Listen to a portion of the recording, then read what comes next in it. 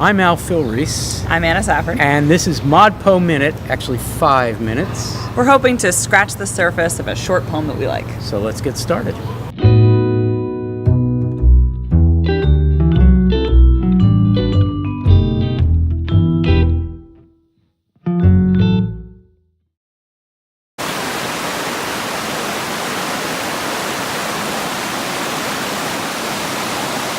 Well, I'm here with Isabella Simonetti, and we are sitting in front of Biscuit Creek in the Catskills of New York State.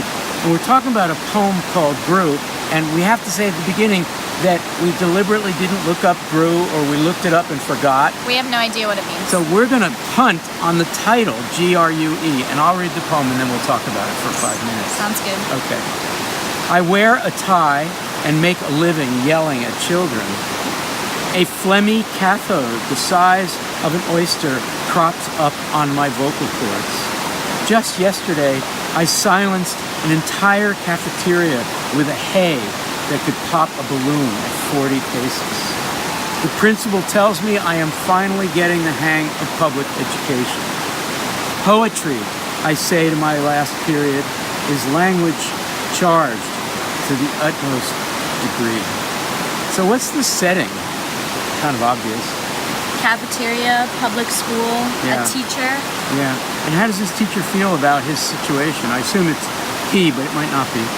I'm going to assume that it's the author J. as well. Peter Moore, yep. I think that J. Peter Moore feels dissatisfied with his children and his teaching career, and he feels like his job isn't what he expected it to be.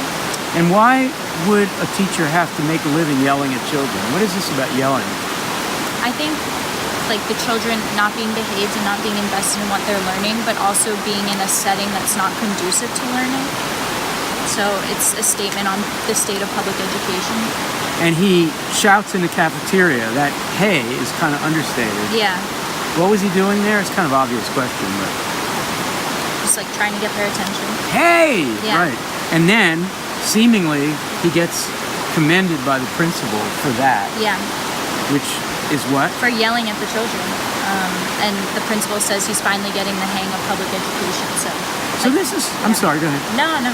So this is all straightforward, except for the second stanza, which has, he's getting a node on his vocal cords because of all the screaming. Yeah. And I love the way he describes the node. Can you? A phlegmy cathode the size of an oyster crops up on my vocal cords. So he's clearly a poet. Yeah. He's a frustrated teacher poet. Phlegmy cathode. Why cathode? I mean, what else is new, right? Yeah, that's right. All right, so it's pretty straightforward, Isabella, but then we get to the last stanza. Help us with that. Yeah. Poetry, I say to my last period, is language charged to the utmost degree.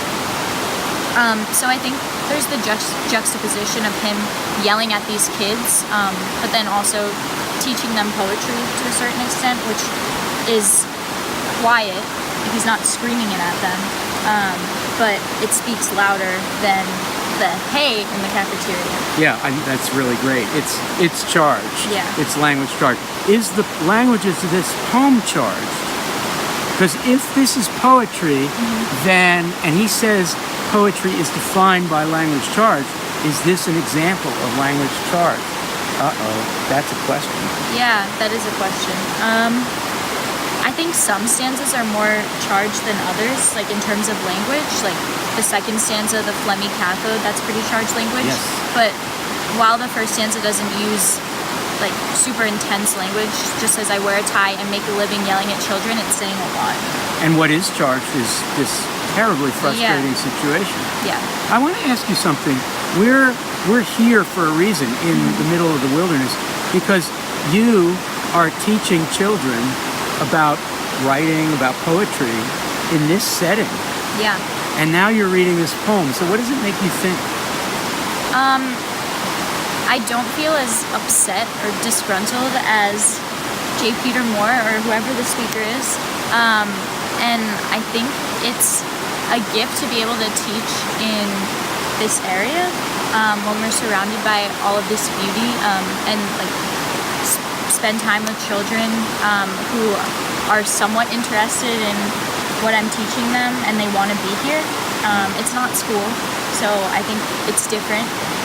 So thank you, what's Yeah. wrong, this is a giant question, but Yeah. what's wrong with school, and what is the effect that wrongness has on poetry?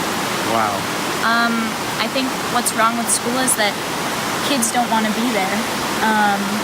And if kids don't want to be there, they can't understand the importance of poetry.